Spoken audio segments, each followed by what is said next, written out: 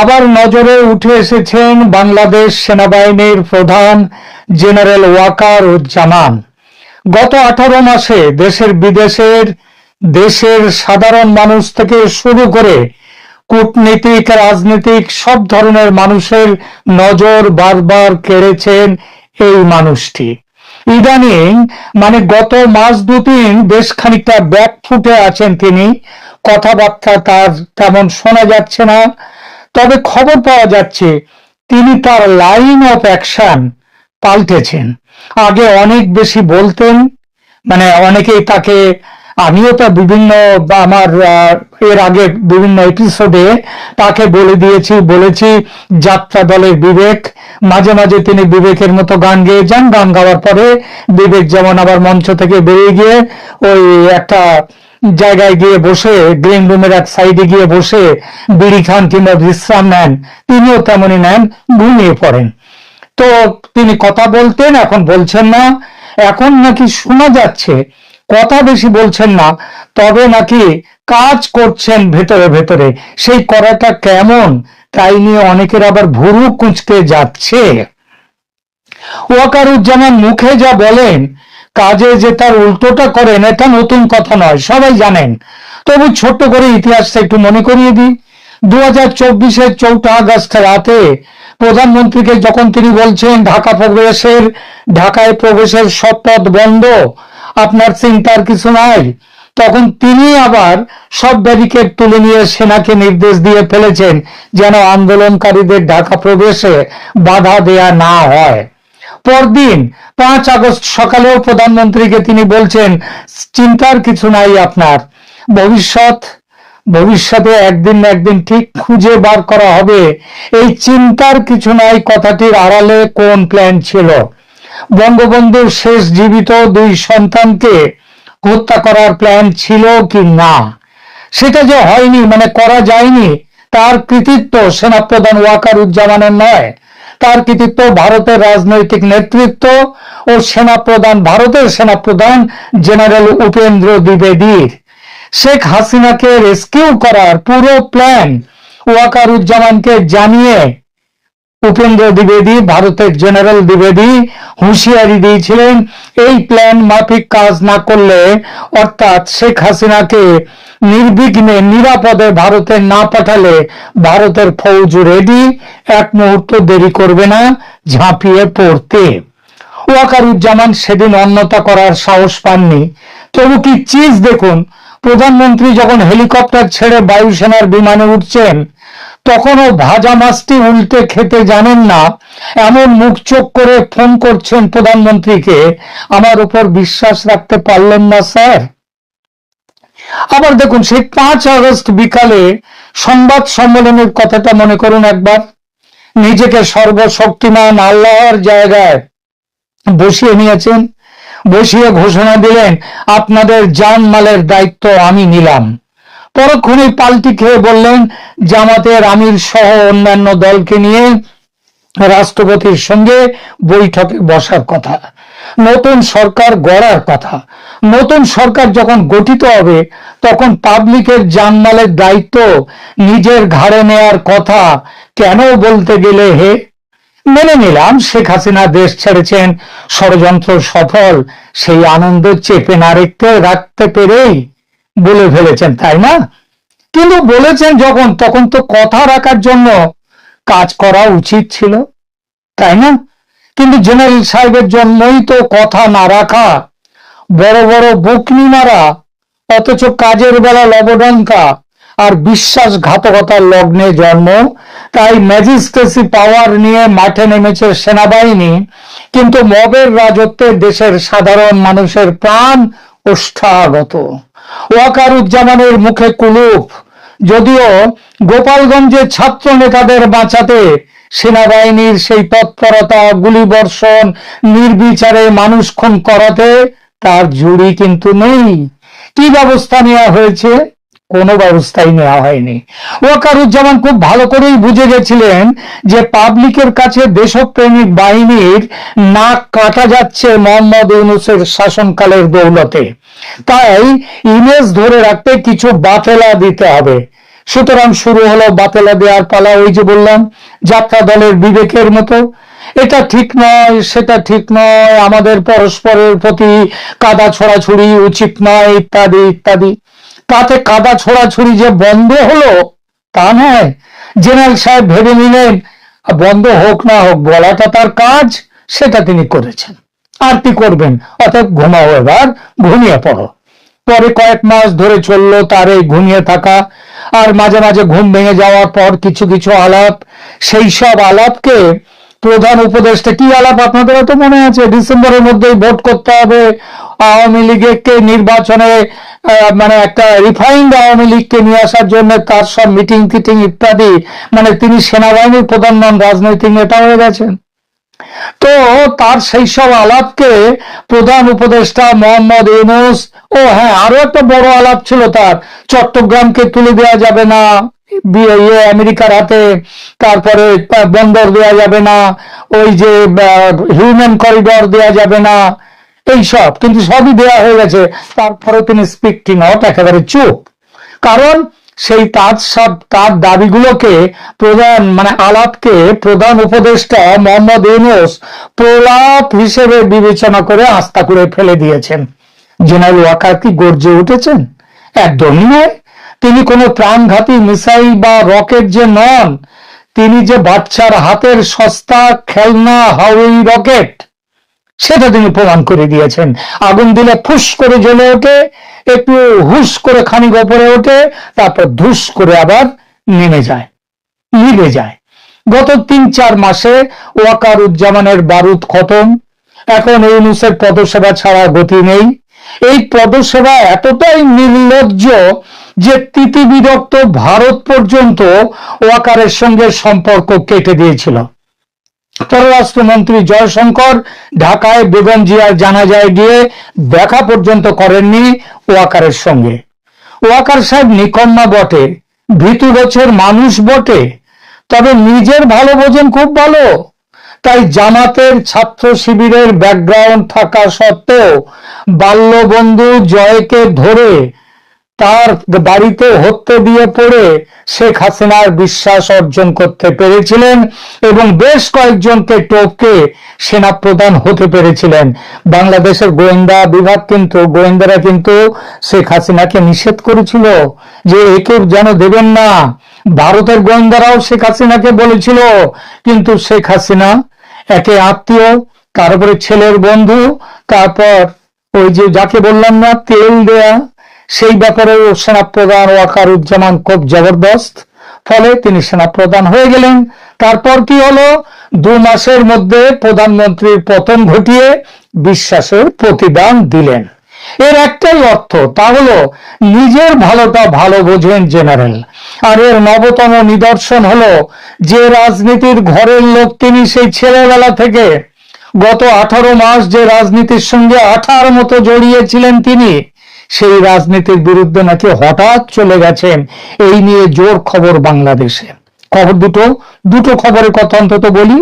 দুটো ব্যাপারে এর নাকি স্পষ্ট ইঙ্গিত পাওয়া যাচ্ছে। এক, জামাতের প্ল্যান অনুযায়ী যে রদবদল হতে যাচ্ছিল সেনাবাহিনীতে, সেই প্রক্রিয়ায় ব্রেক কষে দিয়েছেন ওয়াকারুজ্জামান। গত 18 মাসে এই একটা মাত্র গুরুত্বপূর্ণ কাজ করলেন জেনারেল জামান। একটু পরিষ্কার করে বলা যাক বিষয়টা। বাংলাদেশ সেনাবাহিনীর উচ্চ পর্যায়ে একটা গুরুত্বপূর্ণ রদবদল হওয়ার কথা ছিল জানুয়ারি 2026-এর এই শেষে, এখনো চলছে সময়টা, কিন্তু আপাতত আটকে গেছে। সেনাপ্রধান জেনারেল ওয়াকারুজ্জামান এটি আটকে দিয়েছেন, এই রদবদল।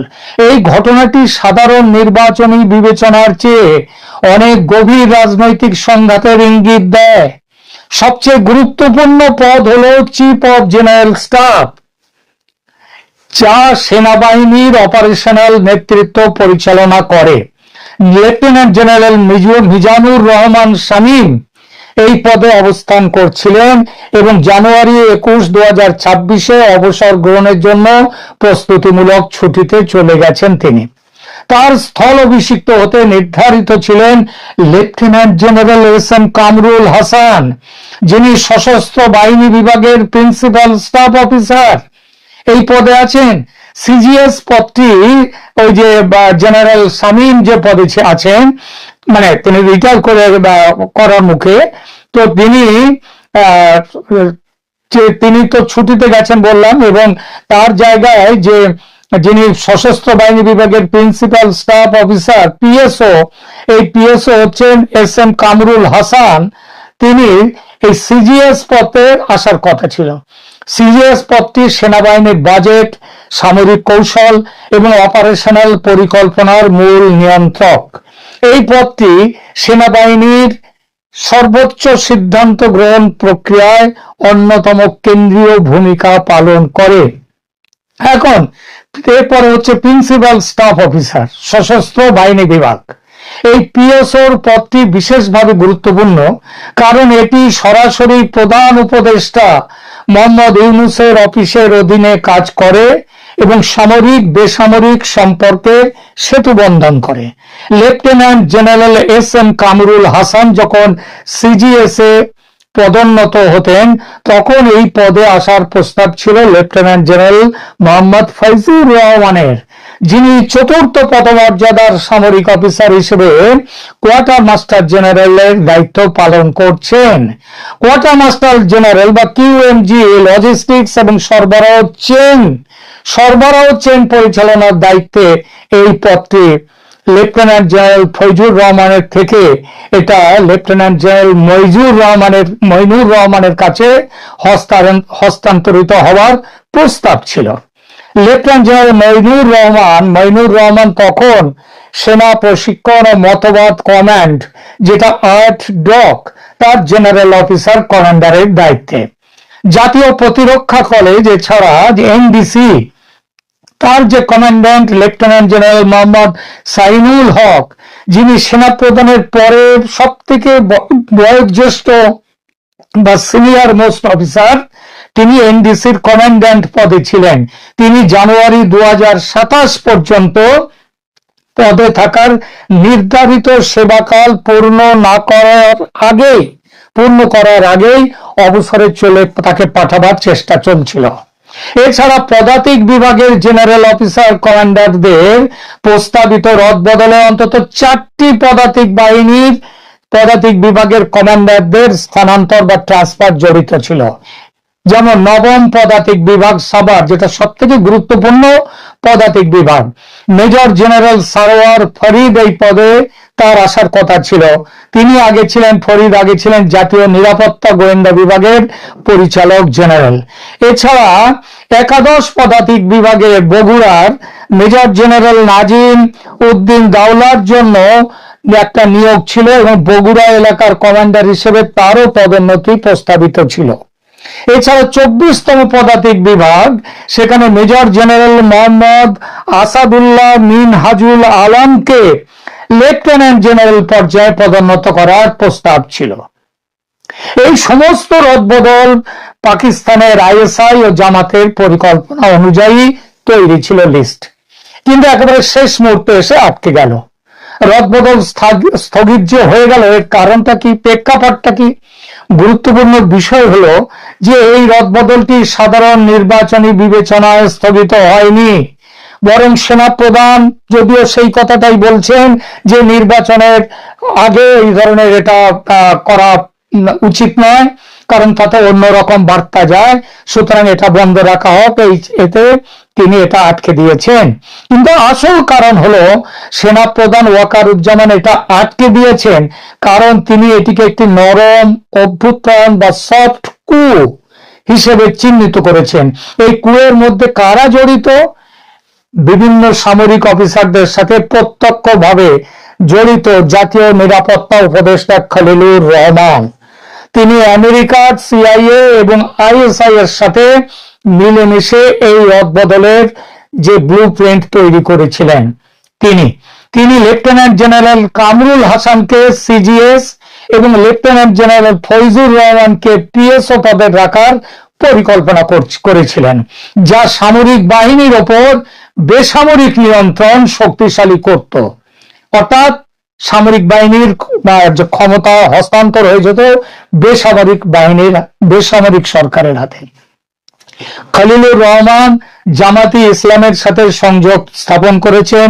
অনেকেই বলছেন যে তিনি নাকি বিএনপির সাথে একটা সমঝোতায় এসছেন, এটা যদিও সত্যি নয় বলেই আমার মনে হয়। এবং ফেব্রুয়ারি 12 নির্বাচনে একটি সম্ভাব্য ভবিষ্যৎ সরকারে তিনি যাতে এনএসি হিসেবে তার অবস্থান সুরক্ষিত রাখতে পারেন তারও চেষ্টা করেছেন, সেই চেষ্টাই এগুলো করেছেন। কিন্তু এত সাধারণ কারণ তিনি নন, তিনি তো মূলত আমেরিকার মানুষ। লেফটেন্যান্ট জেনারেল ফজলুর রহমান, যিনি জামাতে ইসলামীর খুব ঘনিষ্ঠ বলে পরিচিত, তিনি পিএসও থেকে পরবর্তীকালে সেনা প্রধানের পদে উন্নীত হওয়ার মুখে ছিলেন পরিকল্পনা মাফিক। এই পরিস্থিতিতে জেনারেল ওয়াকারুজ্জামান, যিনি 2027 জুন পর্যন্ত পদে থাকার কথা যার, তিনি নিজের ভবিষ্যৎটা আক্রান্ত দেখতে পেয়েছেন এবং সেনাবাহিনীর স্বাধীনতা বজায় রাখার কারণ দেখিয়ে ও let a new government come and take the decision, এই কথা বলে এই রদবদল তিনি প্রতিরোধ করেছেন। রদবদলের ব্যর্থতার কি ফলাফলটা সেটাও দেখার মতো। জানুয়ারি 21-22 এই কয়েকদিন আগেই লেফটেন্যান্ট জেনারেল শামীম এলপিআর এ প্রবেশ করার সময় সেনাপ্রধান এই পদক্ষেপটি দ্রুত আটকে দিয়েছেন। লেফটেন্যান্ট জেনারেল শামীম সেনা দপ্তরে একটি আনুষ্ঠানিক বিদায় অনুষ্ঠান পেয়েছিলেন, তবে পদোন্নতির ব্যবস্থা এখন অপূর্ণ রয়ে গেছেন। অবসরকালীন অবস্থায় অফিসাররা পুরো আর্থিক সুবিধা পান কিন্তু কোনো আনুষ্ঠানিক দায়িত্ব রাখেন না। এই রদবদলের পরিকল্পনা সামরিক প্রতিষ্ঠানের অভ্যন্তরীণ ভারসাম্য নিয়ে গভীর উদ্বেগ প্রকাশ করে। সেনাবাহিনী দীর্ঘদিন ধরে বাংলাদেশের রাজনীতিতে একটা বড় ভূমিকা পালন করেছে। এই যে 24-এর 5ই আগস্টের যে ঘটনা, সেটাও সেনাবাহিনী মূলত ছিল তার পেছনে। এই ধরনের, তারপরেও যদি এই ধরনের সিদ্ধান্তগুলো সেগুলো অনেক বড় কৌশলগত এবং রাজনৈতিক প্রভাব রেখে দেয়, তাহলে শেষ বিচারে কি দাঁড়ায়?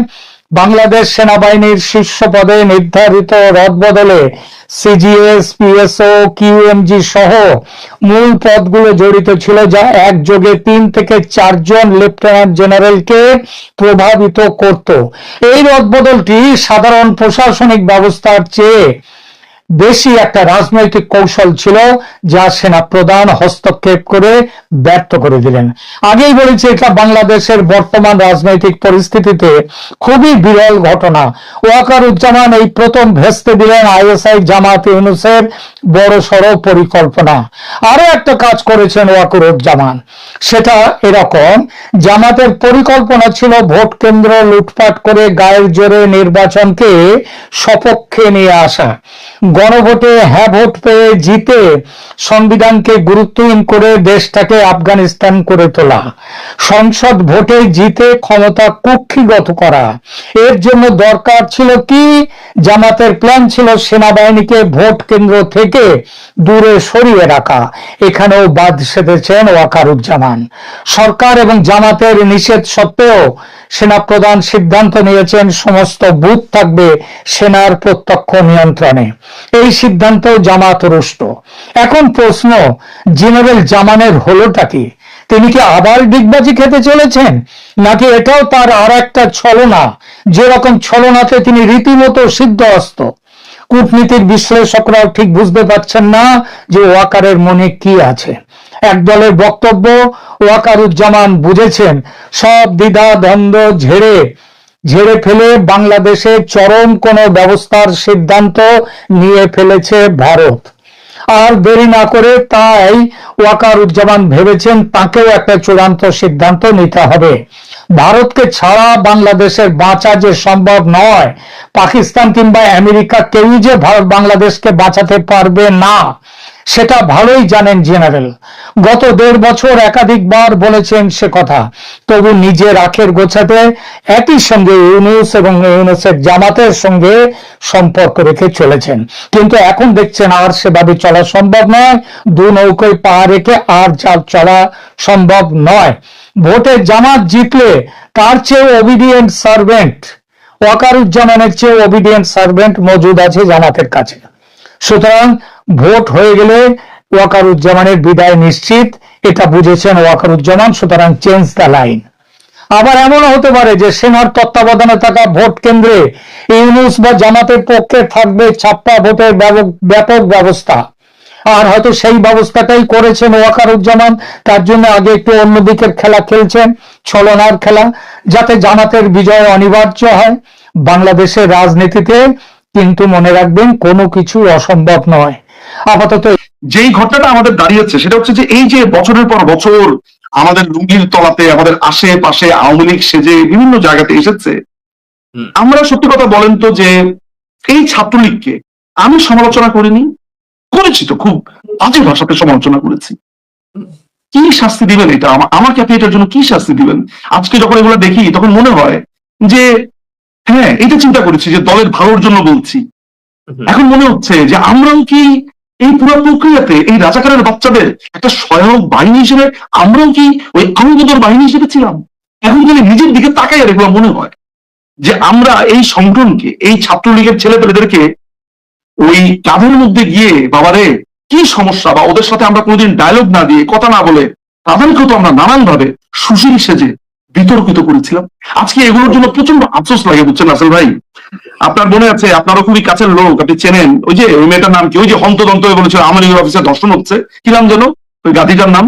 ওই এরা যখন কেঁদে কেঁদে বলতো, এরা যখন বলতো ভাইয়া জানেন আমি কত কষ্টে আছি মেয়েটাকে নিয়ে, তারপরে আমার মনে পড়ে যে জান্নাতুন নাইম প্রীতি, এই মেয়েটা যখন বিপদে পড়লো রাজশাহীতে, আমি আমার সর্বোচ্চ চেষ্টা করেছি যে মেয়েটা যাতে ভালো থাকে। আমি বিভিন্ন, এমনকি তার বিরুদ্ধে যে মামলা হয়েছে, আমি চেষ্টা করেছি যে থাক মামলাটা না হোক, বুঝিয়েছি, এবং সে যাতে ফ্রান্সে যেতে পারে সেটার জন্য ব্যক্তিগতভাবে আমি রেফারেন্স লিখেছি। আমার চিন্তাটা কি ছিল জানেন? যে এই মানুষগুলো মুক্তিযুদ্ধের পক্ষে, এদের বিরুদ্ধে এমন হলে এদেরকে ভালো রাখা আমাদের জন্য জরুরি। বিশ্বাস করেন, একেবারে বোনাফাইড, একেবারে সরল বিশ্বাসে আমি অনেকগুলো মানুষকে প্রমোট করেছি। আরিফ রহমান, কে জানতো এটা একটা আস্ত রাজাকারের বাচ্চা? কে জানতো?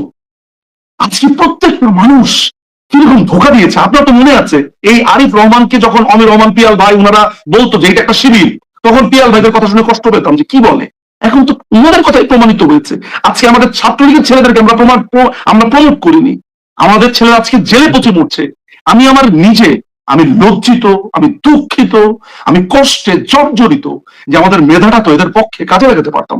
আজকে আমরা এদেরকে দেখি আর মনে হয় যে জেসাস ক্রাইস্টের মতো এদেরকে আমরা ক্রুশবিদ্ধ করেছি। আজকে সাদ্দামের এই কাহিনী আমার জন্য তো ট্রমাটাইজ, আমার জন্য তো ভয়ঙ্কর রকমের এক ডিপ্রেসিং একটা ঘটনা। আমি জানি এটা থেকে কিভাবে উত্তরণ হব আমাদের, আই ডোন্ট নো।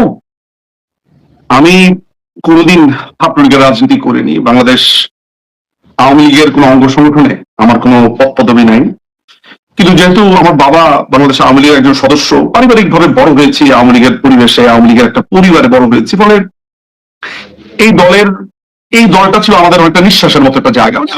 আমাদের গোষ্ঠী জ্ঞাতি গোষ্ঠী সবাই জানে যে উকিল সাহেব হচ্ছে অন্ধ আওয়ামী লীগার। আমরা বড় হয়েছি আসলে এই পরিবেশেই। কিন্তু মাসুদের ঘটনাটা আমার জীবনে, আমাকে প্রথমবারের মতো মাসুদ এবং তোফাজ্জল, এই দুটো ঘটনা আমাকে ভয়ঙ্কর ভাবে ছুঁয়ে গিয়েছিল। বিশেষ করে যখন মাসুদকে মেরে ফেলা হয়, মাসুদ মৃত্যুর আগে বলেছিল আমার একটু পানি দেন ভাই। পানির বদলে তার সামনে মাইক্রোফোন ধরা হয়েছিল কি হয়েছে এটা জানার জন্য। সালাউদ্দিন আম্মার যখন খুব গর্ব করে এগুলো বলছিল, এবং আজকেও যখন সালাউদ্দিন আম্মার নিজে শিক্ষকদের পদত্যাগপত্র নিজে লেগে এনে সে স্বাক্ষর করায়, আমি খালি তাকিয়ে তাকিয়ে বাংলাদেশকে দেখেছি। তোফাজ্জলকে বলেছিল তোফাজ্জল খাওয়া কেমন লাগে, আহারে পাগল ছেলেটা, বুঝতেই পারেনি তাকে একটু পরে মেরে ফেলা হবে। আমি খুব বেশি কিছু আপনাকে বলবো না, যা করার করে দেখাবো। আমি আজকে আপনার এই লাইভেও আমি কিচ্ছু বলতে আসবো না, শুধু আমি আপনাকে শামসুর রহমানের একটা কবিতা আবৃত্তি করে আমি আমার বক্তব্য শেষ করব। যারা বোঝার তারা বুঝবেন, যারা না বোঝার তারা বোঝার চেষ্টা করবেন। আমাদের বুকের ভেতর যারা ভয়ানক কৃষ্ণ পক্ষ দিয়েছিল সেটে, মগজের কোষে কোষে যারা পুঁতেছিল আমাদের এই আপন জনের লাশ, দগ্ধ রক্তাপ্লুত যারা গণহত্যা করেছে শহরে, গ্রামে, টিলায়, নদীতে, খেতে ও খামারে, আমি অভিশাপ দিচ্ছি নেকড়ের চেয়েও অধিক পশু সেই সব পশুদের। ফায়ারিং স্কোয়াডে ওদের সারিবদ্ধ দাঁড় করিয়ে নিমেষে ঝাঁঝা বুলেটের বৃষ্টি ঝরালেই সব চুকে বুকে যাবে, আমি তা মানি না।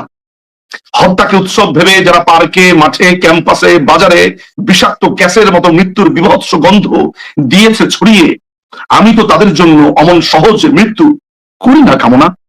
আমাকে করেছে বাধ্য যারা আমার জনক জননীর রক্তে পা ডুবিয়ে দ্রুত সিঁড়ি ভেঙে যেতে, ভাসতে নদীতে আর বন বাজারে শয্যা পেতে নিতে। অভিশাপ দিচ্ছি আমি সেই সব দজ্জালদের, অভিশাপ দিচ্ছি ওরা চিরদিন বিদীর্ণ গলায় নিহত ব্যারাক বলে গলিত নছট মৃতদেহ। অভিশাপ দিচ্ছি প্রত্যহ দিনের শেষে ওরা হাঁটু মুড়ে এক টুকরো শুকনো রুটি চাইবে ব্যাকুল, কিন্তু রুটি প্রসারিত থাবা থেকে রইবে 10 হাত দূরে সর্বদাই। অভিশাপ দিচ্ছি ওদের তৃষ্ণায় পানপাত্র প্রতিবার কানায় কানায় রক্তে উঠবে ভরে, যে রক্ত বাংলায় বইয়ে দিয়েছে ওরা হিংস্র জোয়ারের মতো। অভিশাপ দিচ্ছি আকণ্ঠ বিষ্টায় ডুবে ওরা অধীর চাইবে ত্রাণ, অথচ তাদের দিকে কেউ দেবে না কখনো চলে এক খণ্ড দড়ি। আমি শামসুর রহমানের মতো অভিশাপ দিব না। আমার বুকের ভেতর দগদগে আগুন, আমার বুকের ভেতর দাউ দাউ করে জ্বলছে এক আশ্চর্য আগুন। একদিন এই আগুন কোথায়, কাকে, কতটা, ঠিক কোন পর্যন্ত পোড়াবে আমি জানি না। আজকে লক্ষ লক্ষ ছাত্রলীগের শরীর পুড়ছে, মন পুড়ছে।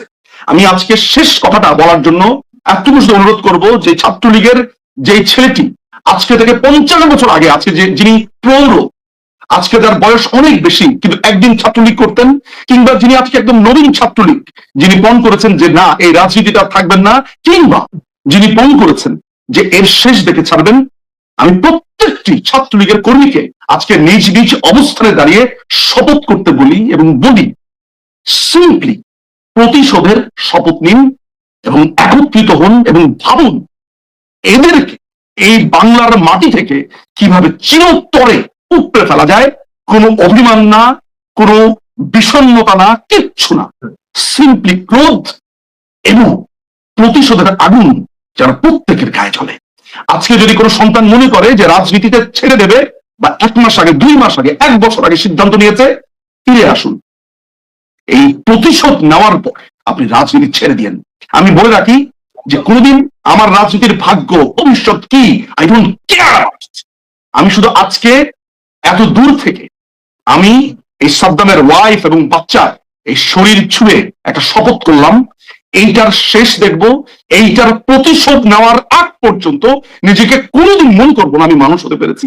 যেই দিন প্রতিশোধ নিব, কবর যেদিন ছুটে পারবো সামনে গিয়ে যে বন্ধুরে, আর ওই বাচ্চাটাকে বলতে পারবো যে বাবা এই শোধ নিয়েছি, সেই দিন মনে করবো আমার এই জীবন সার্থক হয়েছে। তোফাজ্জল, মাসুদ প্রত্যেকের কবর ধরে, প্রত্যেকের শরীর ছুঁয়ে